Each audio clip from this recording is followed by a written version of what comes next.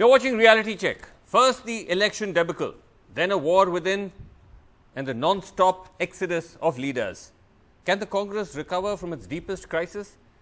A day ago, close to 20 so-called Congress rebel leaders who go by the name G23 met at the house of Ghulam Nabi Azad, issuing a letter to the Gandhis asking for a collective leadership and for the Congress to link up with other parties to take on the BJP.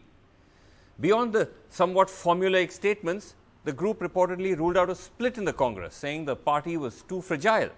But they've apparently asked the Gandhis to drop loyalists from key party posts, or they say the rift may widen.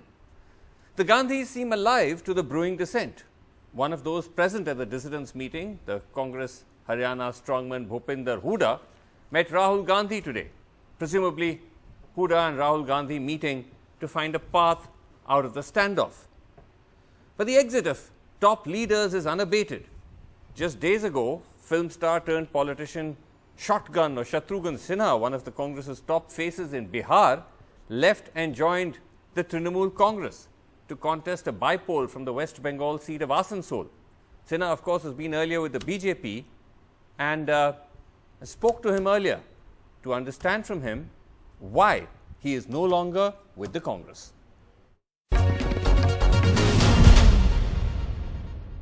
Great to talk to you as always, Shatru Saab. Thank you for joining us. Now, tell me... Thank you. Nice of you. Thank you. Thank you. Tell me now, what has led you to now leave the Congress? Because people in the Congress say this is the hour of distress, this is when people should stand with us, and yet they're saying, you know, leaders have left. What made you jump ship and join Mamta Banerjee?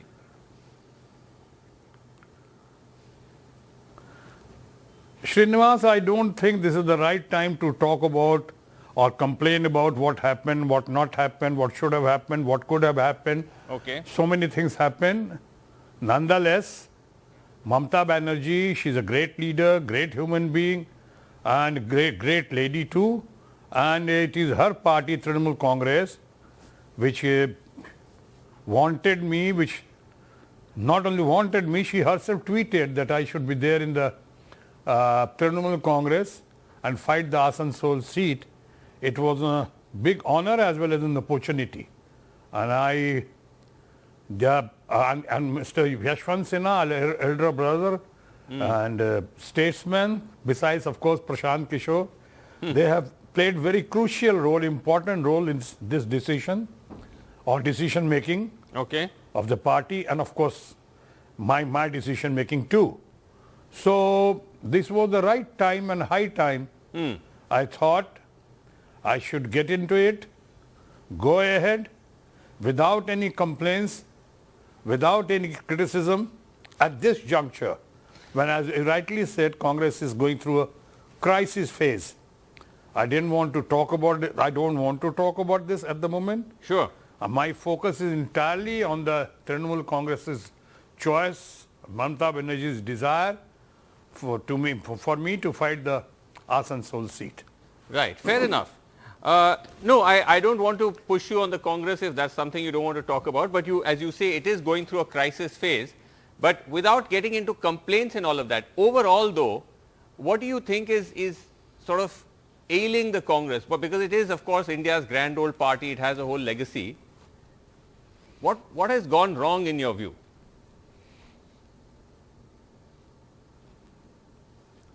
At the moment, I said I'm not going to talk about Congress at all at the moment. Okay. Let them say whatever they want to say.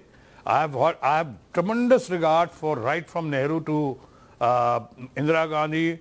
I've got great regard for Sonia ji. For that matter, I've got no complaints against Rahul Gandhi. But there are people in the party, and well, less said the better. I don't want to talk about them at the moment. Okay, fair enough. But tell us a little bit about your journey now into the Trinamool Congress, because as you said, there was of course Mamta Banerjee reaching out, Yashwant Sinha, who's a senior leader of the, he was with the BJP, he's also with the Trinamool. But you said Prashant Kishore also reached out to you? Yeah, he did. Okay. Long back, we had a very hearty chat, we had a long chat, and we discussed so many issues. In fact, that time he wanted me to come to Trinamool Congress, because I also believe that Trinamool Congress is the party of the future, and besides that, our own Mamata Banerjee, he certainly seems to be the leader of the future. I see the nation and nation's politics through her now, and she is a mass leader in true sense. She is the only leader who commands respect. She has shown herself the grit, the confidence. She's a tested, tried, tested and successful lady. Everybody has seen her struggle and of course her achievements.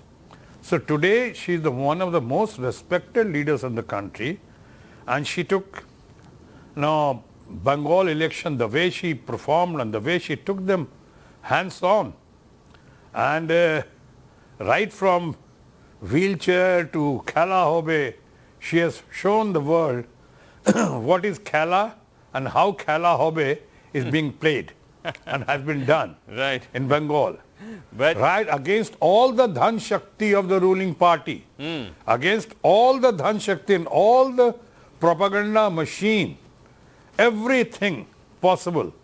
She showed her grit, her confidence, and the way she took on Bharatiya Janata Party and our friends in Bharatiya Janata Party. Hats off to her. So that's we a all very admire important her, thing. respect her, and we look forward for her leadership. That's an interesting and important thing you're saying, that you see her as a leader of the future. You think she can play a role beyond just West Bengal? She can be a national leader, a sort of prime ministerial aspirant even? There is no harm in being an aspirant. People want her. She can be a leader. She is from Bengal. If our friend and Honorable Prime Minister Narendra Modi can come from Gujarat to Delhi, why can't she come from Bengal to Delhi? There is no harm. And as far as being a Prime Minister candidate, no harm. But if she becomes the Prime Minister, it will be ultimately decided by the people of this country. Right. Of course. But And you it is feel that our she has the habit now. capability. अरे ये कैसे बन सकती हैं, ये कैसे बनेंगी? जी, she has the capacity. She is an able, respectable, capable leader. Okay, interesting. Now tell me about Asansol, because this is something, just to explain to our viewers, this is actually a seat in West Bengal, which falls on the sort of border with Bihar. It's a very industrial area. This was Babul Supriyo's seat earlier. He of course joined the BJP. He is now back in the TMC. He is being contested from a different seat near Calcutta. And you are now coming in a sense into that seat, Asansol, West Bengal, though traditionally you fight from Bihar, from the Patna Sahib seat. ये कैसे हो गया कि एक तरह से जो आपको कहा जाता है, you have this sort of Bihari Babu image, that you are now being sort of positioned in West Bengal. To those who would say this is, outsider has been brought in, outsider politics, उस पे आप क्या कहेंगे? मुझे लग रहा था कि आप इस बात पे आएंगे, इशू पे आएंगे आप. पहली बात तो ये श्रीनिवास जी कि मैं बिहारी बाबू होने के साथ साथ एक ऑल इंडिया फिगर हूं. मैं अगर पूरे देश का हेल्थ मिनिस्टर था या पूरे देश का मैं शिपिंग मिनिस्टर था, तो मैंने पूरे देश के लिए, हर प्रांत के लिए, बगैर किसी भेदभाव के, न कास्ट देखा, न रिलीजन देखा, न बाकी वो जाति देखी, जात देखा, और मैंने सबके लिए बराबर योगदान देने की कोशिश की, अपनी यथाशक्ति, यथा भक्ति. ऑफ कोर्स प्राइम मिनिस्टर के आशीर्वाद से मैंने पूरी कोशिश की. तो मैं पूरे देश को देखता हूं. अरे एक ये मैं पूछना चाहता हूं भारत के माननीय प्रधानमंत्री से, उन्हें आप क्या कहेंगे? वाराणसी में आते हैं और वाराणसी से चुनाव लड़ते हैं और वाराणसी के सांसद होते हैं, तो उन्हें क्या कहेंगे आप? उनको तो बनारस की भाषा भी नहीं आती है. हमें तो बंगाल की भाषा से बहुत प्रेम है, लगाव है और आती है. What would you say? और दूसरी बात, आसनसोल, एक last but not the least, Asansol बहुत ही ये मैं कहूंगा कॉस्मोपॉलिटन है. Fair enough. In fact, I think it's a seat that Trinamool has never won. So this would be a good shot that the Trinamool has to finally win this seat. But Sinha sir, what would you say to the BJP, who have started already saying that because last time you fought from your traditional Patna Sahib seat, you didn't win it, and now therefore you are jumping into another state?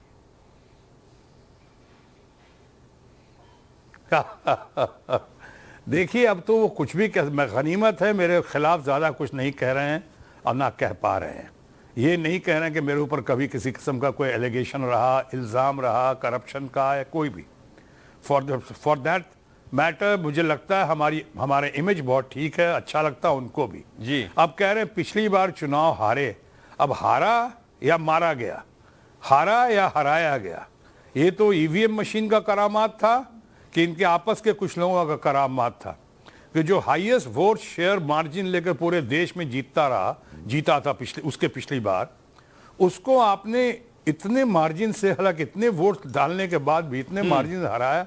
क्या वही तो नहीं जिस तरह से इस बार UP में selective basis पे ईवीएम मशीन का दुरुपयोग हुआ है, जिसके बारे में ममता जी भी कहती हैं, जिसके बारे में हमारे अखिलेश यादव भी कहते हैं और लोग भी कहते हैं, कहीं ऐसा ही तो नहीं हुआ था उस बार भी? Last question I want to ask you though, because as I said, you have done this journey from BJP to Congress to Trinamool. So is it now safe to say that Trinamool is now going to be your home? I mean, to those who may say that that Sinha Saab keeps switching from one party to the next, what would you say to that? Is this now your final end of journey, as they say? मैं इस तरह से, आपने देखा होगा जब मैं Bharatiya Janata party में भी था तो one of the senior most था, यानी जब दो सीटों की पार्टी थी भारतीय जनता पार्टी, तब मैं उस पार्टी में आया था और बाद में शामिल हुआ था, तो उनके साथ पूरी जर्नी की हमने। और अटल बिहारी वाजपेयी जी का अब वो ये सरकार बीजेपी, अटल बिहारी वाजपेयी जी वाली बीजेपी तो रह नहीं गई है, वो तो दुनिया भी जानती है और आप भी मानते हैं। लेकिन अब जो है मैं उनसे दूर चला आया हूँ और अभी यहाँ पे हूँ तृणमूल कांग्रेस में, जो मैंने कहा सही दिशा और नई दिशा ये है। इसके बाद अब भटकने का या कहीं और बहकने का स्कोप नहीं है। मैं ममता दीदी के साथ हूँ, ममता जी के साथ हूँ और ममता जी के साथ ही रहूंगा। और वहीं से ना सिर्फ बंगाल बल्कि बिहार, महाराष्ट्र, दुनिया के कोने कोने में, अब जहाँ जहाँ बिहार, हिंदुस्तान के कोने कोने में जहाँ जहाँ इसका प्रचार और प्रसार करके पार्टी को और मजबूत कर सकूं, ये हमारी कोशिश होगी ममता जी के नेतृत्व में। All right, well, fascinating as always, twists and turns in politics. Thus far and no further. Okay, thus far and no further. And you want to say khamosh to all your critics, but thank you very much. Thank you very much. Khamosh. Thank you. Thank you, Srinivas. It was nice talking to you. God bless you. Thank you. Always, always. Thank you, Shatrughan Sinha. All right, joining me tonight on Reality Check, I have with me Rita Bahuguna Joshi. She is, of course, senior BJP leader, Lok Sabha MP of the BJP. Gurdeep Singh Sappal, spokesperson Congress Party, is here with us, and Rashid Kidwai, senior journalist who is an expert on the Congress Party, is with us. Thank you all so much for joining me. Gurdeep Singh Sappal, as you look at this triple crisis of the Congress, you have infighting, you have the election defeat, and now you have leader after leader leaving, like Shatrughan Sinha. Congress spokespersons like yourselves who keep come on saying the Gandhis, we can't ask the Gandhis to quit because the Gandhis unite the party. And my question to each of them and to you also is, how can one keep saying that when it is under their watch that you see leader after leader leaving, with Shatrughan being the latest? Well, we all know that Gandhis are integral part of Congress party. They have been there, they lead the ideological path of Congress party. And right now Congress party itself is trying to reinvent itself, Srini.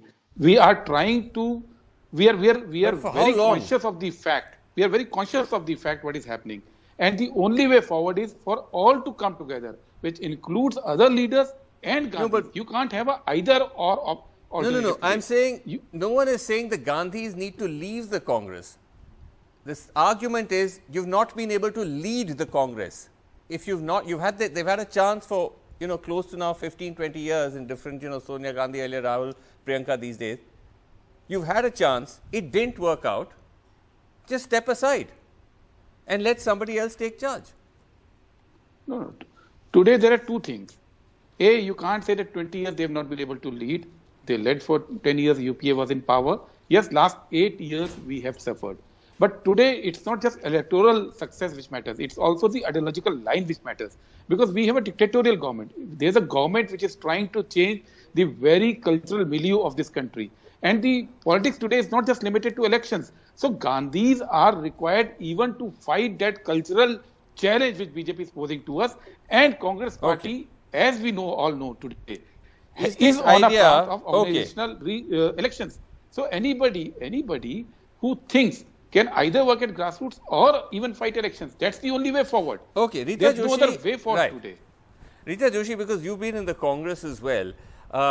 Now, when the BJP criticizes the Congress and says this has become a family-run party, it's a cult of personality, while it's certainly true that the BJP leadership at the top, you can't say is family-run, certainly when you look at the top, one or two leaders, the personality cult problem, surely that's now common to all parties, including the BJP. Well, let us understand one thing. You see, our democracy has really matured. And the voters are very sensible and they have a very definite view of parties and leadership. The Congress should realize that their party ideology, which they boast about, has been practically rejected by the people of this country because their leaders also have no faith in. And the way they are losing elections, especially in areas where the minorities are in majority. You look at the Northeast. The question here is that why are they losing? So they should introspect and accept. You see, denial of situation is no remedy. Now this G23, they should have spoken up long back. The Congress has delved deep, so, hello? No, my point was that when you say that the Congress's ideology is being rejected, it's losing ground everywhere, BJP is on the fact is the BJP is full of ex-Congress leaders like yourself. So, it's all right. See, the question is, you'll always remember, right from Jawaharlal Nehru to this time, the leader at the national level is the most important person. And people look up to them and they want to see how they work and whether they are sensitive to people's issues or not, and what is their intention for the country. Now they like and they have, they've side with Modi ji because they feel he's a very competent leader, he leads from the front, he's a tireless worker, and for him the nation comes first. Somehow, see his connectivity, his connection with the people is so strong. I said this earlier also on your TV, that see this connection, this kind of connection Nehru had, Indira had, nobody except them. Okay, but about the fact of personality, sure, but about the fact of a personality cult, that was my initial question, that isn't there, just like you may say, there's a Sonia Gandhi cult or a Rahul cult, there's a Modi personality cult, it's a one-man or two-man affair. It has always been like that. What is Mamta ji's, what was Jayalalitha, what was Mayawati, what was Mulayam Singh ji, or what is Sharad Pawar ji, or what is YSR, what is, you look all around. See, people always look up to the leader who's leading the party. So while Mrs. Gandhi was there, people mostly they were with her.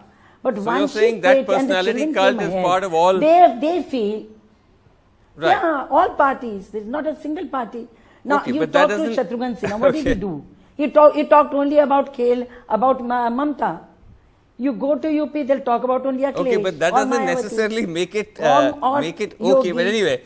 Rashid Kidwai, do you think that, because you have an inside track on the Congress, do you think that all this G23 meeting, election debacle, people leaving, will there be a scenario that's emerging where there actually could be a non-Gandhi who's able to take charge, or that's never going to happen?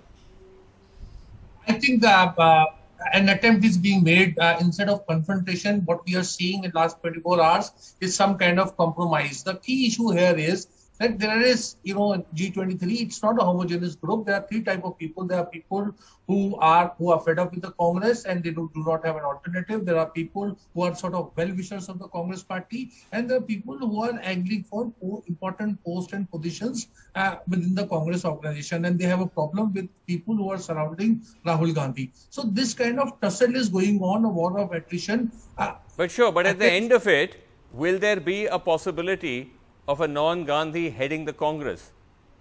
Or no? Political, yeah, let's get this, actually very clearly. I'm glad you have asked this question. Tomorrow, if a Mukul Wasnik is made Congress president, or for that matter, any other person from G23, do you think that the average voter, as we have seen in Uttar Pradesh and elsewhere, and in Uttarakhand, where sitting BJP chief minister lost, and yet the BJP won in Uttarakhand, do you think that things are going to change? People will start voting for Congress just because? No. I'm not asking you. I'm not on the impact of it. I'm wondering whether is that going to happen or not. Because the Gandhis have no reason to feel insecure because the political leadership is with the Gandhis. You look at Uttar Pradesh, where Priyanka Gandhi held from January onwards 116 public meetings. Who were the others? There was Sachin Pilot and Dipender Hooda also, but 10, 15, that kind of. So basically the task of heavy lifting of campaigning is done by Gandhis all over the country. Okay, you're saying that in short, you're saying there's no real threat or risk to them at the moment. It's unlikely that even after all this, they will be replaced.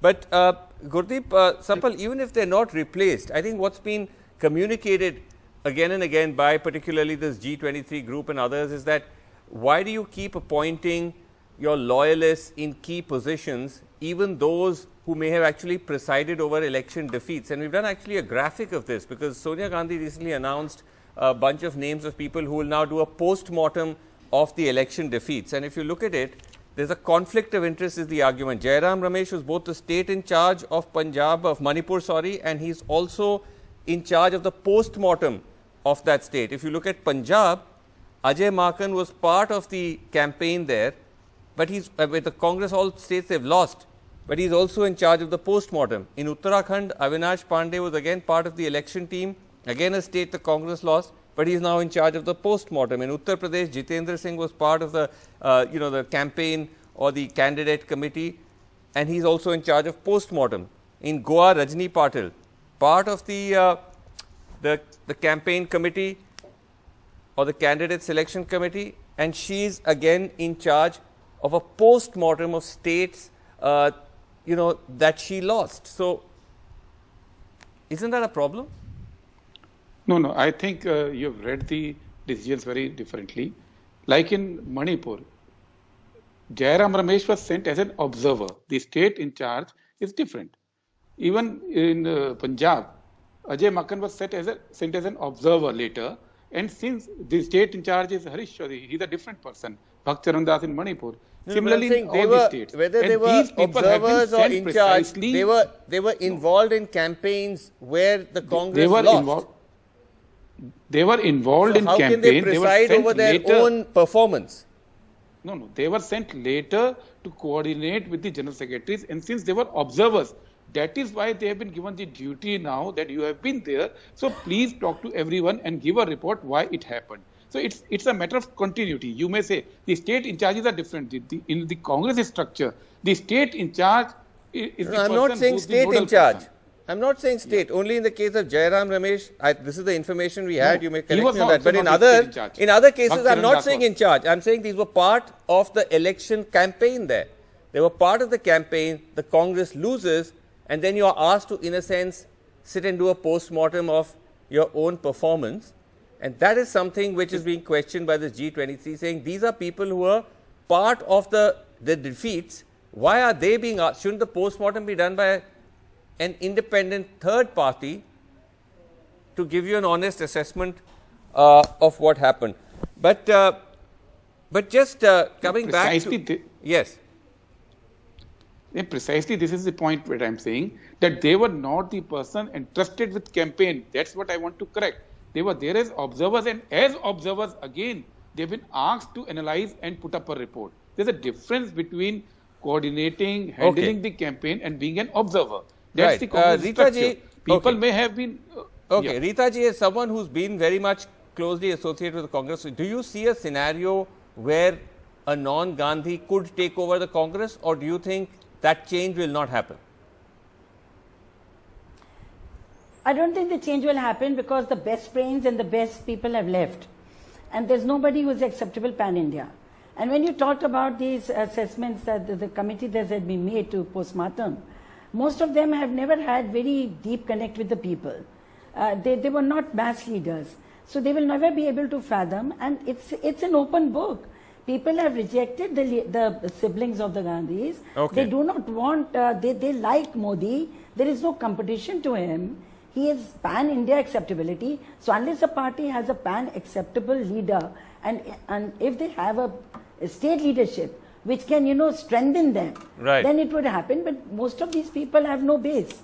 Okay, that's the great challenge, as we said, a triple challenge to the Congress. Rashid, we are out of time, but we'll have you back soon because this story doesn't seem to be going away. But that's all the time we have. Thank you so much for watching and for joining us. We'll have to leave it there. Good night.